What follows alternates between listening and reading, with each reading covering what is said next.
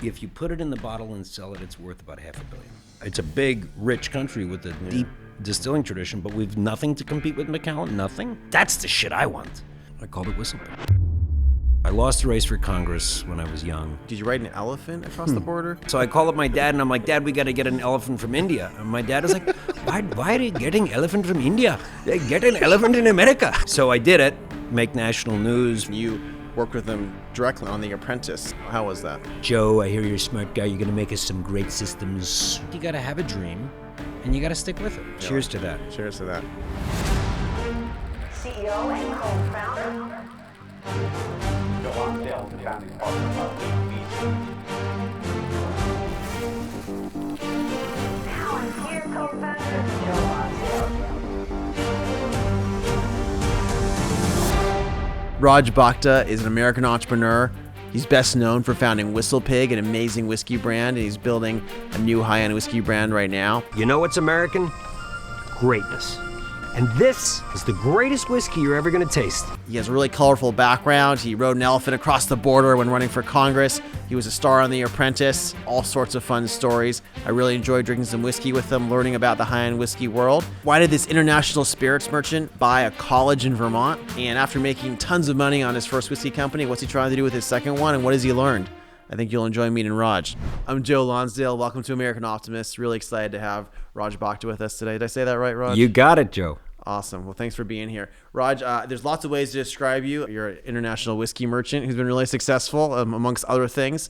You recently acquired Green Mountain College in Vermont, building a world-class, hopefully, university and spirit library, it sounds like. What's the plan there? Well, Joe, I bought it kind of with a couple of bucks in my pocket during COVID lockdown, and I was a little, candidly, like the new company was going very well, and I was like, well, you know, if I create the greatest liquor business ever, and they put statues of me in Kentucky and, you know, wherever it was, right, and I make $100 billion enterprise, I kind of was like, it wasn't truly that motivating, as funny as that sounds, in and of itself.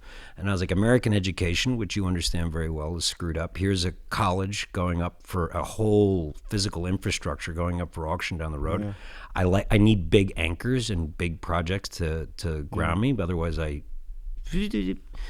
And this was one of those things that I got and developed a vision over time for it to become a place of, I would call it like fundamental education based on, 7 virtues: faith, hope, love, temperance, fortitude, justice, and prudence. The classical virtues. The classical virtues. The four classical and the 3 religious virtues. So folks know you, of course, as the founder of WhistlePig Whiskey. We're going to get back to that. But tell us about your new venture, Bhakta Brandy. What's this? So I exited WhistlePig in the beginning of 2019. Never had any idea that I would, just sit on the beach. So I had a couple of bucks in the pocket, and I was like, okay, well, what's the next big thing? WhistlePig was based on 2 factors. One, there's so many stories here. I lost the race for Congress when I was young, was very ashamed in my defeat, and so I kind of ran off and bought a farm in Vermont to hide. This is the race where you I think, did you ride an elephant across the border? Well, the idea was, it's a whole thing. Like, you shouldn't be able to just get into the country illegally, right? So, they talk about build the wall, so we got to build the wall and widen the gate was my point, so you can come in legally. But, so the real issue is it's September, October of the, coming up to the election, right? Yeah. Polling's terrible. I'm in the wrong county. I got convinced to run in this by political consultants, right, who wanted money. Yeah. And of course, at the same time, I think, I'm Raj Bhakta, I'm a star, I can overcome whatever. You'd been on The Apprentice as a star. People can put you into it. I got it. I'm reading about Lyndon Johnson, Path to Power, and all this stuff, and like actually his early years, and I'm like, I can do this. I can overcome all the odds. And but I needed a rabbit right out of my hat, because I'm a Republican in a Democratic district named Raj Bhakta, who just came off a reality TV show, right? The press wasn't good. It's complicated. And so and I couldn't get the Philadelphia press to write about me. So I'm like, I got to get national press. And Bush was not too popular by that time in 2006. That's a bad the time worst to run. time. The Republicans lost 40 seats. It was a disaster. tough, yeah. They developed a good relationship with Arlen Specter, who didn't have a good end. But let me answer the question.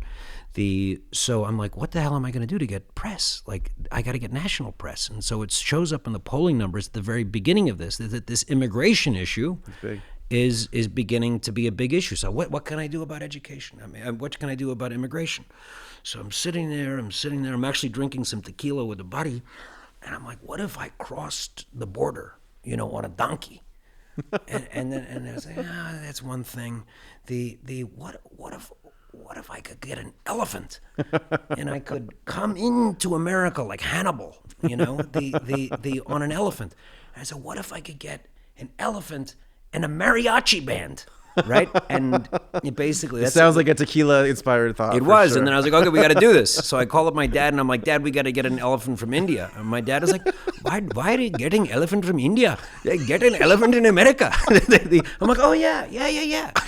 So I start calling up these contractors for the circuses. And I'm like, I need an elephant in Brownsville, Texas at this time. And I had a buddy who had a ranch. So we didn't have to, we were on private property. Brownsville, we call it Starbase around here now because of Elon. That's funny. You did it there. Oh, I did it in Brownsville, had a whole crazy... Anyway, that's a story. So I did it, make national news, front page of the New York Times. Did it help you a little bit with the polling?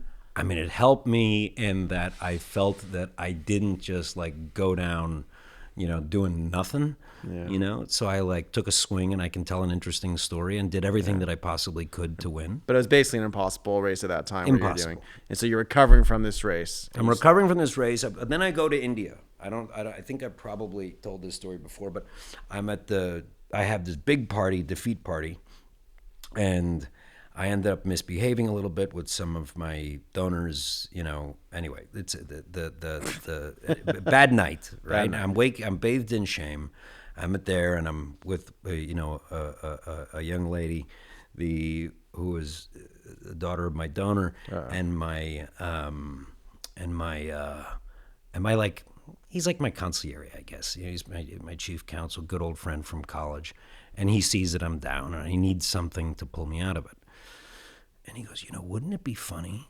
Steve Irwin had just died that day or the day before. And he goes, wouldn't it be funny if there was like an Indian character for Crocodile Hunter? I was like, I will catch the tiger. There is no such animal that I cannot charm. And you're going to put him in the thing. I said, that's it. I'm going to go to India. I'm going to find the guy. I'm going to make him a star. I'm going to take 20%. I'm going to clear my campaign debts. I just want to get out of Dodge, right? Yeah, get out of there. I go to India. I travel all around the country. I figure there's 1.4 billion people. I got to find the guy. Wow. I go to all the different national parks. I can't find the guy. There's no Steve Irwin in India. No Steve Irwin in India. It's just not in the culture. They're like, why do you want to play with a tiger? I mean, it can kill you, They're too practical. Yeah, they're not making any sense to them. So I come back and I feel like I'm such a loser. I can't win a TV game show, a simple TV game show. You can't go on a game show and win a game show on TV. This is The Apprentice, where Trump fired me. Yeah. Then you can't win a congressional race. And in a country of 1.4 billion people, you can't find one son of a bitch that can fit the bill. So I'm like feeling like maybe you're a loser. Maybe, so that's in that mindset I bought the farm. Yep. But I still had a couple of bucks from some different stuff. So I could I don't know, eat and drink and pay the mortgage. But then the economy tanked, and that's when, I needed to figure out how to hustle my way out of the situation. Saw an opening in the high end of the American spirits, Which is rye was what it was mostly. well, just an opening in the general, yeah. category, right? Yeah. America has it's a big, rich country with a deep distilling tradition, but we've nothing to compete with Macallan, nothing. Yeah. So that was the big picture inside, and I said, well, what are we going to do? What's the vehicle? And the vehicle was that rye whiskey was just getting hot in the cocktail bars in San Francisco and New York and Chicago. Supplies were running out, and I found a great stash in Canada and basically hustled the hell out of it, and got pigs in Manhattan walking down the street and whistled. What was the pig thing? Why pigs? So I lived in Vail, where I was doing a project with my dad, and he's beating me up, did I raise some, rich white boy? You don't have the hunger of the immigrant in you anymore, and you're giving people like $15 an hour to work in the front desk. How did you become so soft? And I could do that in his accent, which is a little bit funnier, but I don't want to be racially insensitive to my own father, right? So I end up going for a walk, and this guy, I'm going to make a long story short, pops out of a bush, strange French guy, and starts talking to me like in the middle of nowhere, right? I'm in the middle. I'm not in like Near your farm. No, I'm walking in the Rockies. Oh, wow. This guy pops out of a bush and he goes, "Could it be a whistle pig?" Just like that. "Could it be a whistle pig?" And he keeps talking to me like this, and I'm like, I had a little bit of an herbal touch of things while I took my walk in the Rockies. So I'm trying Are you to sure calibrate. this happened? Yeah, well, no, I was sure it wasn't a heavy, just a little puff. okay. But I was still trying to calibrate. Like, are you actually reading the situation correctly? This seems very strange, but maybe your perceptions are slightly off. And I'm like, no. This is certainly odd. He walks off, and I'm like, what are the chances that this is happening? And I said, there's practically zero, right? That somebody pops out of the side of the road and starts talking to you in French accent about something called a whistle pig, and you don't even know the word in English, but it's not his first language. And I said, this is God. And he wants me to do something with the name. This is 04. So when I bought the farm 5 years later, 4 years later, 3 years later, I called it Whistle Pig. So I had the name. Got it. And that's why it's also Hogsworth for the new stuff too. So pays respect to it. I have good luck with the porcines. That's cool. I'm Jewish, so we don't eat those, but they're nothing. Well, this is the only kosher pig you can have. That's perfect. There we go. Let's go back to the start a little bit. First of all, I want to get your background, Raj. So your father immigrated to the U.S. from India, and you were born and raised in Philly. Tell us about your upbringing. That's right. Well, we were talking about it a second before. So I grew up, classic American dream story, like actually most Gujaratis who came to America, Indians who came to America, very successful immigrant group, as you know. Kind of a model immigrant group. We seem to have a lot of really smart ones that came. Is it that they're all smart, or the smarter ones came? Which I think it's the latter. It's the latter. Smarter ones I came. think there are a lot of, we got the cream. Yeah, that's right? great. Well, we definitely got some amazing people there. Got so some that makes amazing sense. people. Yeah. So Indian, not particularly religious, father, who is an amazing coming to America story. I'd say medieval Irish Catholic mystic mother, immigrant as well. And I mentioned to you before, so I have this, grew up with with a lot of Indian influence, a lot of, let's say, Irish Catholic influence, and the woman who kind of was effectively my grandmother was a Jewish immigrant. Austrian Jew from this old thing called the Austrian Empire. Quite a combination of cultures there. Interesting combination of cultures. Yeah. I got the Irish Catholic on my dad's side too. That's the other side. Yeah, it's like a double dollop of guilt, Guilt and good drinking and stuff. Yeah. Good bullshitting with the Irish too. Some poetry. Yeah. Somehow this led you to the Marines to start off after school. Oh yeah, your people did good research actually. Chris right here. So I'm reading a book. You heard of John Keegan, the military? So I'm reading. I was going to go off to investment banking because that was the thing, right? You go to school, you got to go you make go money. work at Goldman or whatever. And so I was on that path, and I read this sentence, and it was something like this. I got to find the exact sentence, but it was like, some men are driven by fame, some men driven by fortune. The warrior is driven by the desire for the esteem of his fellow men who know his fiber and timber in the midst of battle. Yeah. I was like, that's the shit I want. Yeah, battle. I want to go in there. And so then I go into the Marines, which, by the way, I walk into the Marine Corps, right? I'm reading all my history books. You got your history books around you. Yeah. And I'm like, okay, I'm a special guy, right? So they should hand me effectively my command, and I will take my troops and take me to some war games, and I'll show you that I'll whip your ass. Yeah. But with these very wrong ideas in my mind, I walk in, I managed to get into the officer candidate school, which was difficult at the time because they were downsizing the military.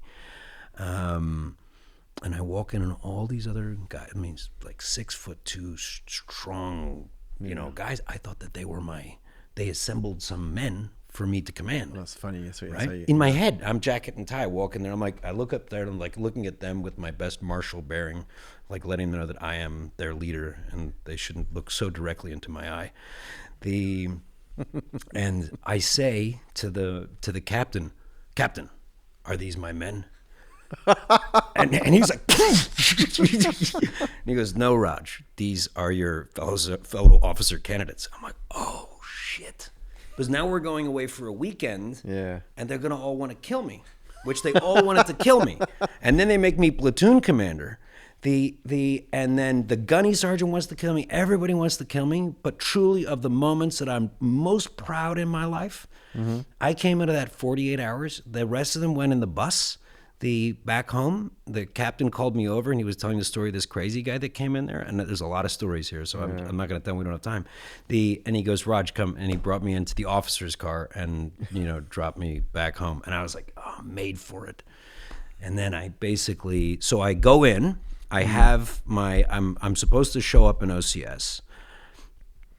But the captain tells me, you got to tell me if I'm going too far into these things, because there's so many different stories. They don't go skiing for whatever reason, don't go skiing. I'm like, what do you mean don't go skiing? Yes, I you're gotta go risky. skiing. Yeah. There was a girl that I wanted to complete some things of with course. before I went You had to go to skiing. war. You had to go skiing with her. So I take her I go over to Austria, James Bond, pick her up in the airport, go to my friend's little, chalet in the Alps, and it's like, bam, everything's going so great. First run, first day, she goes off ahead. I go to show off. My skis cross. I pop out of my skis, slam into the side of an ice mogul, shatter everything on the right side, snap, crackle, pop. Man. And that was the end of my Marine Corps. But I have my discharge papers. I was actually in the Marines, but I can't pretend that I went and blew anything up.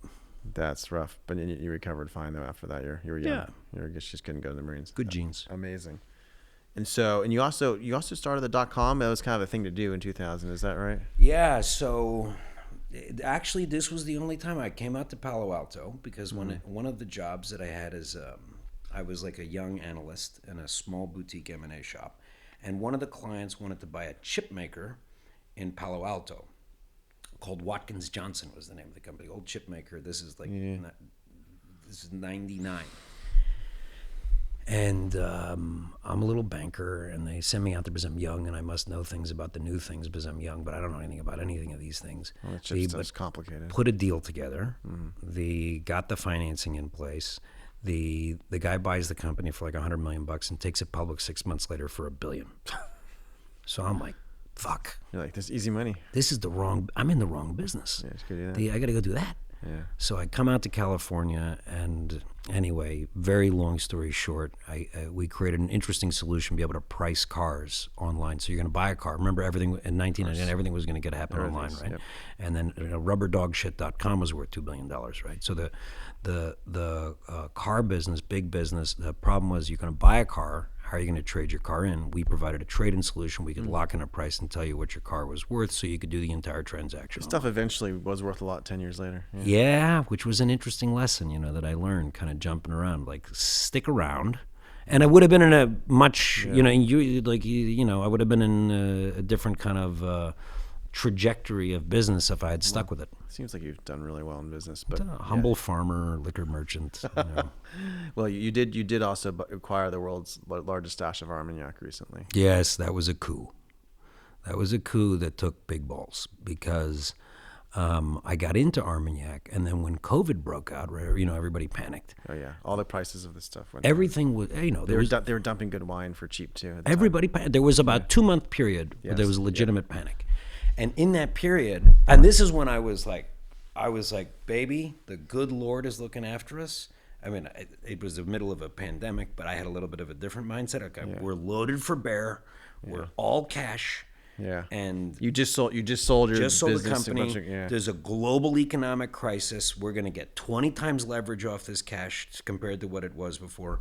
And at that same time, I literally started buying up all the oldest spirits from all these French nobles who've been collecting it for, generations. Wow. And we bought, listen to these numbers, of the global stocks of spirits. It takes a second to wrap your head around the nature of this coup in my business. 19th century spirits, 85% bought. 100-year plus spirits, 70%. And 50-year plus, almost half. That's crazy. Crazy, right? Of the global stock. I mean, how much is that? How much liquid is that? Is that how many barrels? How many bottles? How do you even think about the size of that? If you put it in the bottle and sell it, it's worth about $500 million. How many bottles is that? You know what? Bottles, like, okay, so that $500 million number is basically selling it over with a 4% annual. I'm not good at math. You're probably better at this. But, like, to give you an idea of stock, we've got lots of full chateaus and farm in Vermont and places that are, you know, I don't want to, like...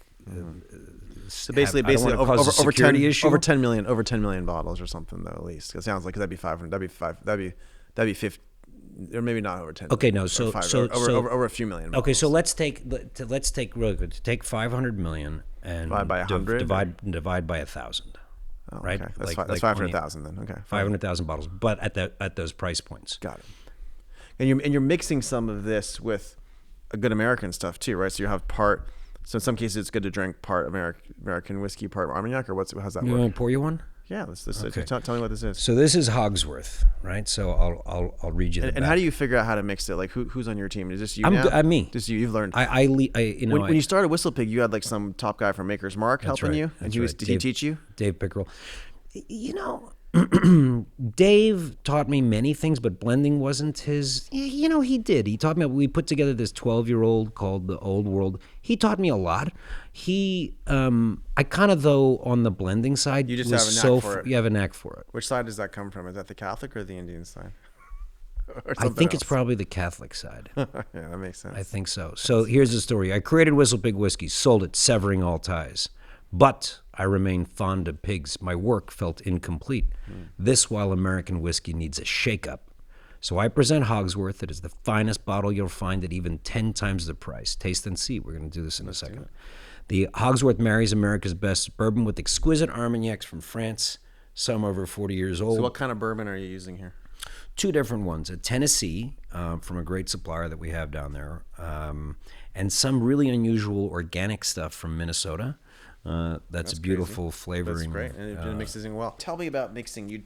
Do you like go and try a bunch of different combinations? Yeah, get you sense taste of a it? bunch of different stuff, right? And then you say, okay, This seems good with this might be good with this, and then you start blending them all, and then you have to leave them for a week. Is this let like them wine? Like integrate. I noticed on some wine you'll have like, oh, we're just gonna have like 3% of this little thing to mix to Yeah. affect it somehow. Why is that 3% of your matter? How can you tell what's? Well, sometime when you're back on the East Coast, you'll come to my blending laboratory, and I'll show you that you can put in of the right flavor. You can put in 2 or 3%, and it'll change your flavor profile. Really? But that's a lot of, you know, it's not like Edison staying awake all night or whatever. But it is a lot of trial and error. What are the really high end places get right? So you're obviously really good at this. One of my other favorite ones is Pappy's one of the other ones that's really good out there. Obviously, Okay, but we gotta fix you the Pappy thing.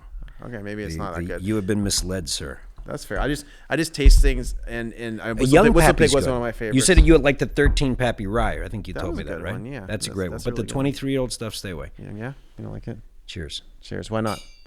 It's just over oaked and it's total hype. You know what I mean? Like they go around and be like, you can't get this, but you know, the Pappy people are gonna be pissed off at me now. They seem like nice people. This is very good. Yeah. So you love get a lot of balance. You get more if you do a blend. Okay. So put it to you this way: a Pappy 23 or a 23-year-old barrel of bourbon is very unilateral and it's very oaky. All right. There's good parts of that. But if you do a blend, I think of it this way. Think about being able to, you're still young, right? And I'm still 42. youngish, Yeah, we're 42. So imagine add another 10 years. So, you know, things are a little bit not quite as good. And you confuse, right, your 50-year-old brain with your 18-year-old body. It's You like understand what I'm this saying? is like those creepy guys that get the blood from the young people and put it into their. What's older that people. crazy son of a bitch? He's like a tech guy who's trying to live forever. Brian Johnson. He Poor was son there of for a dinner bitch. early. Yeah. Oh yeah, but he's crazy. He's no, crazy. I mean, it's a sad he's thing. impressive, but it's a little. He's aggressive. He's aggressive. He's just got to find God, and he'll realize there's no I think point in he's living. missing God. I think Yeah, it's you're right. obviously. I think it is interesting to work on longevity, but you have a good point there. Just focus on eternal life, brother. I'm going to work on converting you to Catholicism now. Yeah, that's my. That's Your practice of faith? I'm Jewish. My grandmother was very Catholic. My father was brought up that way. So, All right. So We we do have a lot of we got some- Catholics in the family for sure. We got to do some work on you. The institutional side of Christianity versus the other side of it, the Catholic Church. I'm not so sure. You're gonna have to do some work on me there.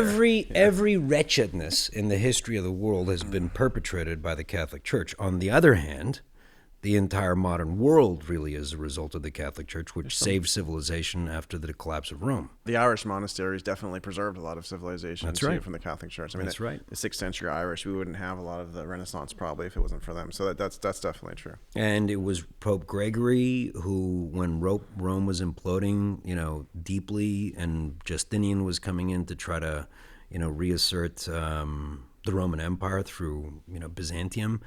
He created the economic engine from which created enough resources so that you could have a bunch of guys writing stuff down, right? Because when the lights are out, you don't have time to. So I have the greatest respect for like these extraordinary men who ran the Catholic Church and the things they did. There's also, obviously, you said some really evil ones, but isn't an institution itself not naturally not of God, because it can become corrupted? Like how is the institution itself? That's become the thing that's the trick, right? Because you have the church is Christ's, let's call it, bride on earth, right? So on the one hand, you have this deeply holy institution that has an unbroken line from Peter, right? By the way, started by all Jews. From Peter to Francis, who I'm not a huge fan of. But they're human, and they can go way, way off base and be susceptible to the deadly sins like anybody else. But it doesn't mean that their mission isn't divine. And so, Joe Biden can be whatever out of it, but it doesn't mean that America is whatever. But what makes America great, of course, is. By the way, it's great day in freedom of America. principles. This is a great day in America. We're recording this right after the election. So Yes, cheers, indeed. cheers, Appreciate your cheers invitation to the party. Cheers to that. I got some It's, people a little liquored up last night. You give two Irishmen some alcohol, and we're going to start debating religion. I got to be careful. But no, well, I definitely I have such huge respect for Christianity and got brought up in those values. It is funny being Jewish that there's a sense that. But did you make a decision that you were going to go with one side or the other side? Because I had the same thing. I had Hinduism and Catholicism. I was raised Jewish. I had a bar mitzvah. I'm raised in the tradition and the culture, and it was just the way our family was brought up. And Okay, it was the trajectory. Same kind of thing happened with It's who me. we are, and I have a lot of respect for. But you say it's who you are, but your father's. Oh, your mother's Jewish. My so mother's got Jewish, it. and my father was not religious, and so Same thing happened to me on the Catholicism side. There's probably some parts of Judaism that are a little bit elitist, which is both good and bad also. And You mean chosen people thing? There's probably some. I wouldn't say this, but just you needed to create Christianity so that everyone else could be civilized and not attack us. Things like that. It's horrible, right? So it's but it's really positive. But I love. I mean, look, I think everybody needs to get together and be like, listen, you can't go to heaven without believing in Jesus. So I gotta try to. I gotta work on you because I have an obligation now. Well, the joke with Jews is that every young Jewish man thinks he's Jesus. That's what his mom It's tells a problem. him. It sounds like you had a little bit of that complex too. I don't know where that came from your grandma, but it's come on. That is because when I was an Indian Irish kid, right, growing up outside of Philly and then going off to boarding school, they put a hell of a pounding on me. And so you had that I guess Jewish matriarch, really, who's saying, "You got it, kid." You are really special and you're amazing, and you have this, and you feel it. And so I benefited that from one of the best elements of. And it's a duty to go and do good things and to help fix things, right? That's right. And you can do anything you want to. There's no stopping you. We're in America now. Well, that's the great thing about this country. There really is that feeling. Cheers to that. Cheers to that. I have to ask because And I love the name of your podcast, by the way. I have an inspirational message on this, but I don't want to. I'll ask you at the end about optimism as well. It's one of the core things here. But I have to ask because Donald Trump did just get elected president, and you worked with him directly on The Apprentice. How was that? My God! Okay, I have to set the stage in at least a simple way. You get on this reality TV show. So I go on this reality TV show. It was my exit from the family business, right? I couldn't stand working with my dad. I love my dad, but we did not gel, in the business world. Yeah. Use at hotels. Hotels, yeah. Hotel. Cars in the beginning, and then hotels. And I'm looking for a way out. And a buddy of mine, who I'm bitching to all the time about my life. First of all, I picked a hotel in Vail because I thought it was going to be fun, right, living in a ski town. But I don't know if you know the demographics of a ski town between girls and guys. It's bad. Oh, really? There are like 7 guys to every 3 girls, at least at that time. That's not good. Throws the market off. Bad. Yeah. And so I'm coming out of New York and Miami, and I moved there, and Opposite of what you're used to. opposite, right? And the moves that I have are not. It's not the right moves for the girls who are living, and they want to go mountain biking and all this stuff. I don't know. So he goes, "What are your 2 biggest problems in life, Raj?" I'm like, "Well, I can't stand working with my dad, and I'm going to put this politely in case my kids ever listen to this. I'm having trouble in the love life." Yeah. Then he goes, "I got a solution for them both." He goes, "You go on The Apprentice. It's going to give you a peace with honor exit from the family business. Your dad's going to think it's cool. You're going to learn real estate from Trump. And you're going to have no problem with the chicks because you're famous on TV." and my first reaction was like, no, I'm a serious man. I'm not going to go on some reality TV show like these jokers. But then I thought about it, and it was a great peace with honor exit. And it would solve those 2 problems. So now we're going to try the 1928. I'm excited about this. This is amazing, by the way. What does this cost? It's free. It's like I got a low self-esteem problem. Well, I know it's free from you, but like it's No, like I cheap mean, online. like, too, no, on I your mean, site. it's free on the shelf too. Like, this is $50. Like, everybody's got to go get their hogs worth. Like, is literally, great. it's way too cheap for This is what like it 3 is. for 150. I think it said on the site or Yeah, something. online. So it's you'll be able to buy this in the shelves between $40 and $50 depending on the markets. We're just rolling it Amazing. out. It's very good. That's congratulations. That's awesome. Thank you. This is because you were able to buy this stuff cheap earlier, so you can sell it cheaper still now. That's good, huh? That's Yeah, my crazy. CFO, who's Jewish, doesn't like the price. He says we should get more margin. That is. This is my Catholic side. I'm like Alex trying to give stuff away. Alex Karp, who I co-founded Palantir with, is also a Jew. He said you gotta be careful making your CFO a Jew because they can get tricky on you. You kind of want a wasp, man. You're in Vermont. Find a wasp. I know, but then they burned them out and Yeah, there you go. That's fair. You need it fast. my CFO named Josh Moskowitz is That's funny. That's a good smart name. guy. Moskowitz is Cornell, one of the MIT Facebook co-founders too. MIT, and worked at the Bridgewater on macro. That's the stereotype. This is 1928. This is 1928. So this is. Have you ever tasted something 100 years? Well, I know you're a rich guy, so you probably have. Not from the specific year 1928, but I have to have some old Armagnacs. Oldest vintage in here is from 1928, but this is a blend, also a steel. So you're getting the only other spirit in the world. Listen to this, Joe. The only other spirit in the world that you're able to get, like Louis Trey, the fancy bottle of the stuff that has a drop of 100-year-old spirit. Yeah. That's like 3, 4, or 5 G's. This is. I brought this to the American whiskey drinker as a gift. This is a rye whiskey paired with some ancient French brandies up to 100 years old. You're going to say, well, how much is from There's 1928? Calvados in it as well. My wife Calvados? loves old Calvados. That's funny, yeah. So Calvados, this is I pronounce it. this is the greatest blend I ever put together. From no one would ever do this. You have to be totally. I love it. My wife, I bought her some really old Calvados. She Cheers. loves. So when we drink that. Cheers. I'm gonna try this. This is a little punchier. This is good. You could taste the apples, and that's really cool. Mm-hmm. That's really cool. Amazing. Yeah, my booby passed last year at 103. She was born in 1920, and so we used to sometimes with my cousins when we'd see her, we'd bring like an old 1920 drink. This is better though. You've mixed it really well. I Thank love you, it. thank you. I appreciate it. That's amazing.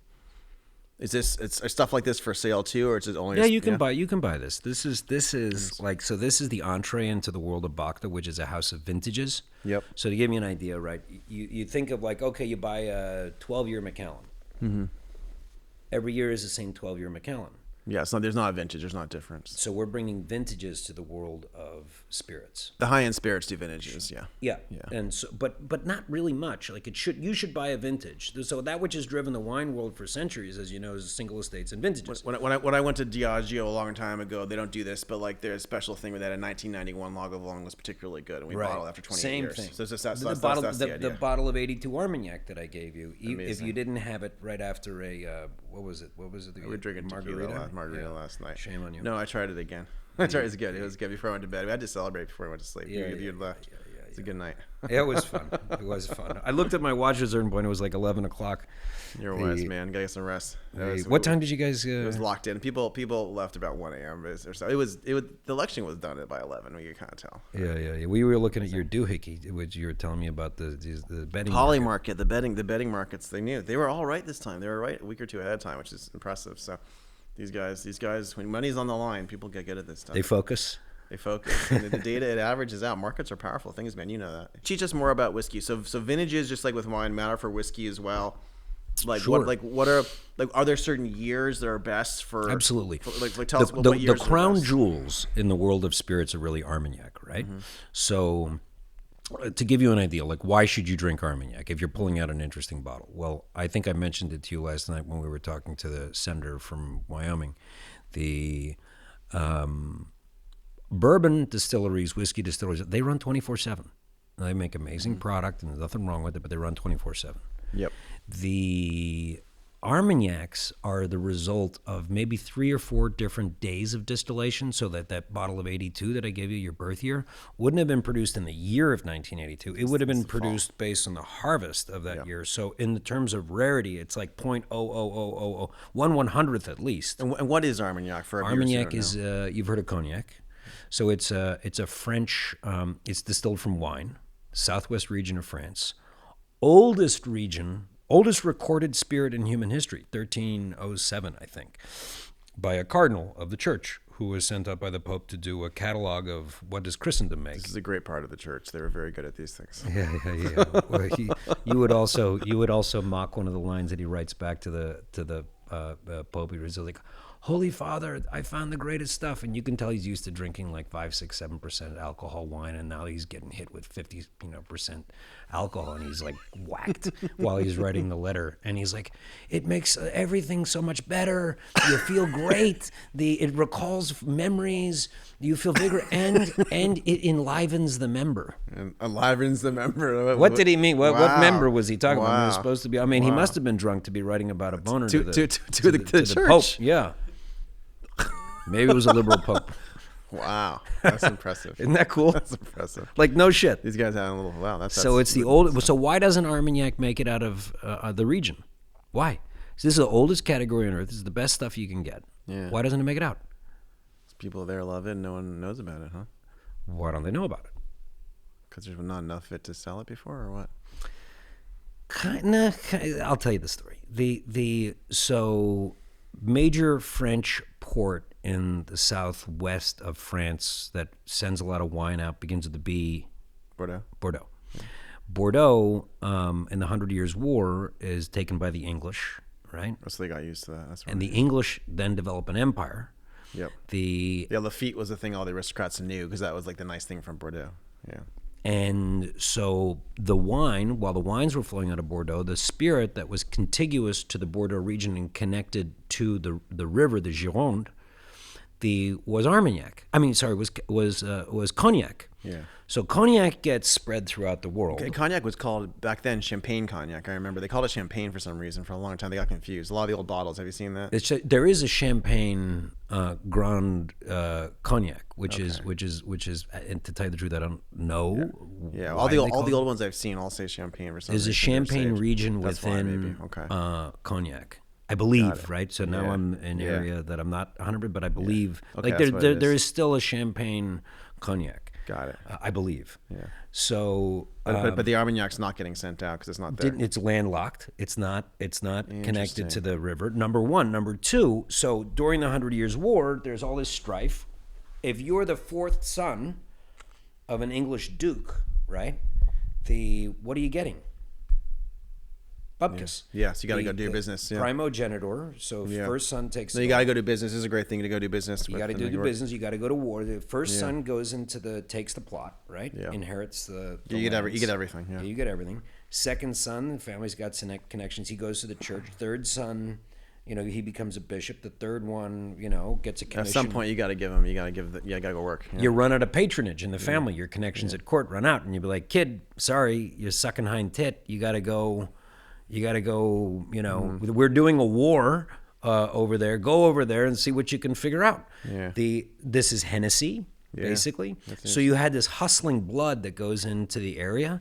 So you got hungry immigrant blood, effectively, during the 100 Years' War that go in there. They're trying to merchant, they're trying to trade, blah, blah, blah, blah, blah.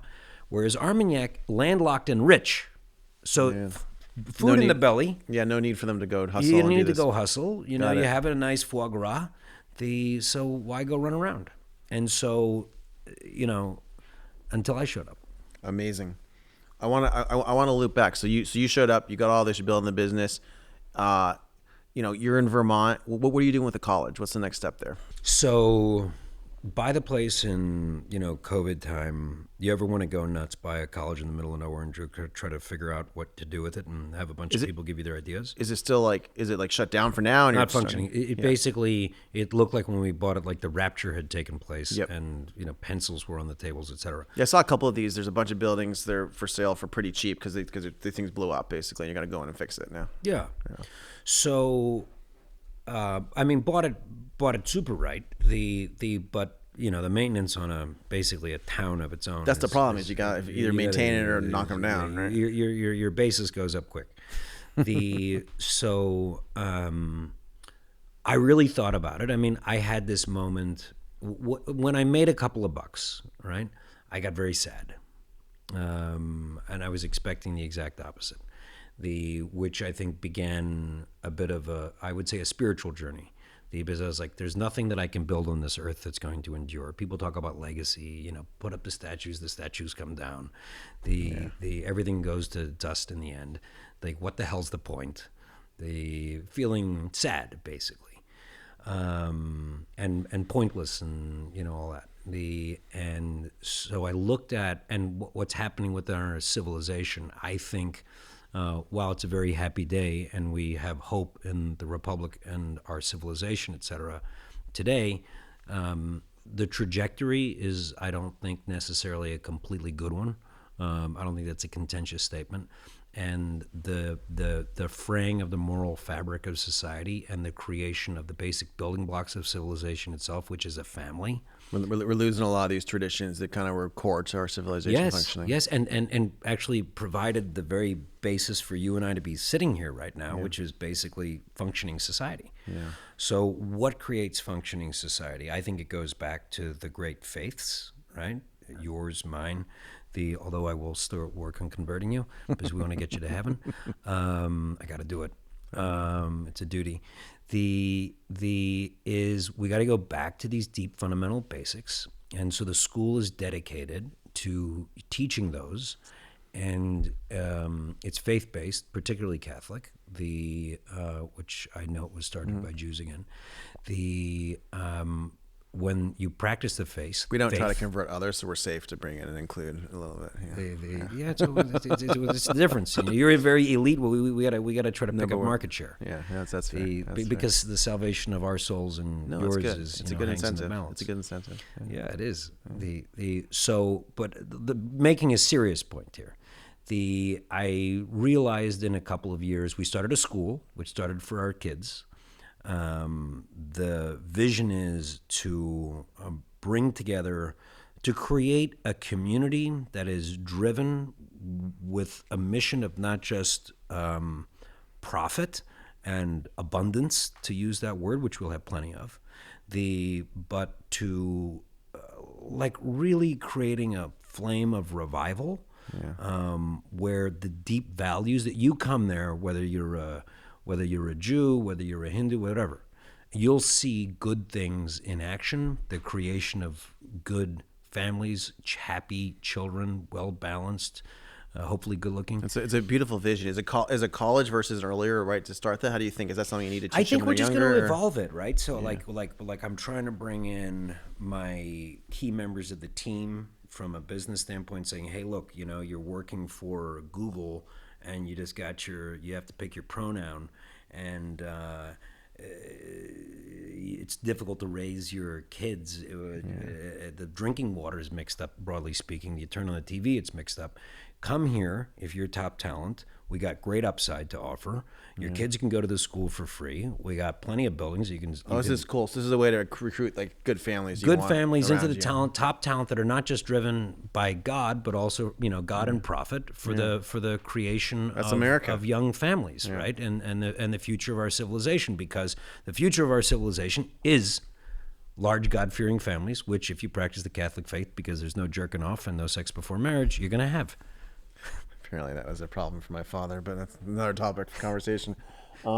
Yeah. I've gone to confession. You've had a wild journey. What's your advice to aspiring young entrepreneurs? I was thinking about this the other day. I did this panel at the school. I think it's about you just got to stick with it. I think you got to have a dream, and you got to stick with it.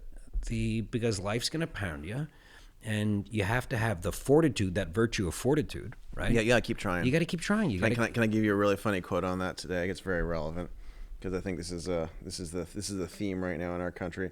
But there's a great post. You can tell me who it says this. If you fail once, twice, 3 times, it doesn't matter. Learn from your mistakes and push forward to victory. The sweetest feeling there is. You know who that is? Donald Trump. Oh yeah. Donald Trump, 2013. All right. I'm gonna. That's so smart. I love it, Joe. I hear you're a smart guy. You're gonna make us some great systems. We're gonna be able to tell the Chinese, don't fuck with us. We got some great systems coming. We're gonna blow up all your stuff real quick. That's right. You like that? I like that. By the way, I think what you're doing in defense, I've listened to a couple of things, is really cool. There's so much opportunity. There's so much waste. If you want, and the generals always fight the last war, right? They do. If you want peace, you gotta prepare for the next war properly. So that's what we're fighting for. That's right. And we'll produce the babies, which will produce the troops if you don't have enough drones. Good to have both. I don't have quite as many kids as some of my friends. Working on number 6 though, so that's pretty. That's good. I got 5. That's a good number. You're in the club. All right. So here I'm gonna give you one by Calvin Coolidge, only president. Born I in love Vermont. him. Amazing president. One of my favorites. Okay. Nothing in the world can take the place of persistence. Talent will not. Nothing is more common than unsuccessful men with talent. Genius will not. Unrewarded genius is almost a proverb. Education will not. The world is full of educated derelicts. Persistence and determination alone are omnipotent. The slogan, press on, has solved and always will solve more problems than anything else in the human race. I love it.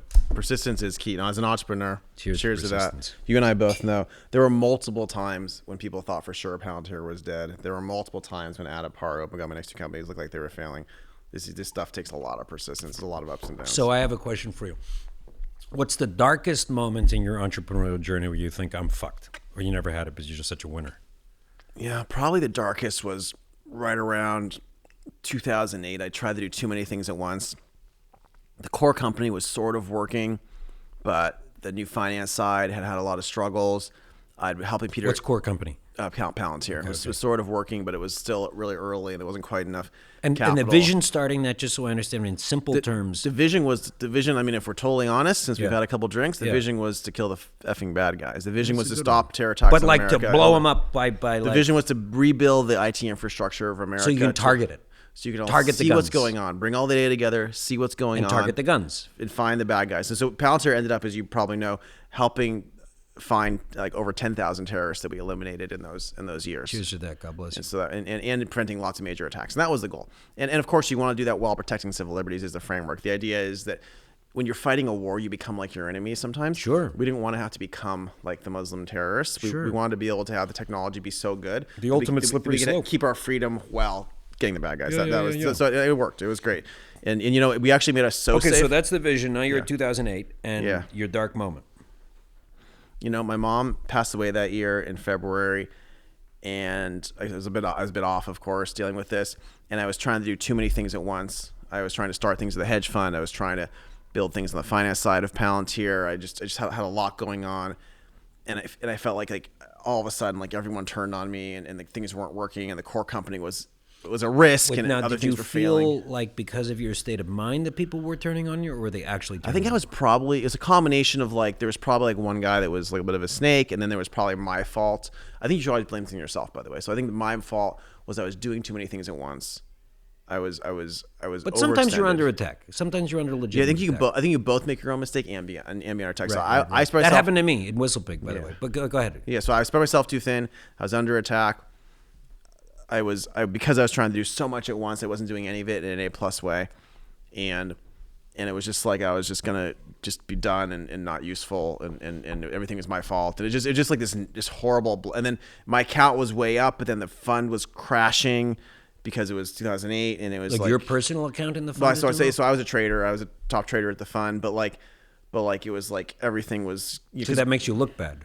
If your account's up and the fund is down. Well, is that the thing? no, it's just like it was fine, but it was like you couldn't pay me if the whole fund crashes. So the fund was gonna be gone anyway because you it was lose your money. crashing, and like it was just a mess. And like people were yelling at each other. It was very emotional. It was the whole thing was just like this like disaster. And I was the junior guy relying on the senior guy. And at the time I'd been like the star child for years. And now all of a sudden everything was like a big mess. It was just a mess. And what do you think? So very shitty time, '08, psychically, family, et cetera, the counterbalancing that, I'm curious, what do you feel like the chief gifts that God has given you, like 1, 2, or 3? Oh, I have a lot of gifts. I'm very lucky. But Like yeah. chief among them. The overriding. I'm a winner. Yeah. This is like I know how to win. But you I would don't say know. that as you think, as you reflect, like, beyond that, I'm a winner. I mean, I know how to. I know I have a great strategic mind. I know how to. So you can see the battlefield. I can see the and battlefield. I rock. can see the systems. I can see the strategy. I could be the chess champion, whatever, and I could attract my smartest friends. And You I could marshal figure the out how to resources win. necessary to and I could win the execute. war, and I'm never going to give up. Okay. I'm never going to give up. Well, those are formidable. Those are it's useful, right? I mean, and obviously. yeah. No, it's useful. I know. You don't have what it was, a 7,000-year-old helmet because you're a loser. It's only 2,700. That's true. That's true. Sorry, I was bad. It was like, this is Greek, right? It's Greek. It's an early Greek. No, listen. But like you get and like the world. I think the world's set up where it does question you, right? The world says like you suck. You're gonna lose.